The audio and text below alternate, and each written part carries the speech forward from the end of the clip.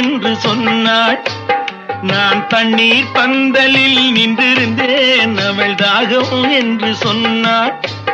நான் தன்னன் தனியாய் நின்றிருந்தேன், அவள் மோகம் என்று சொன்னாள்.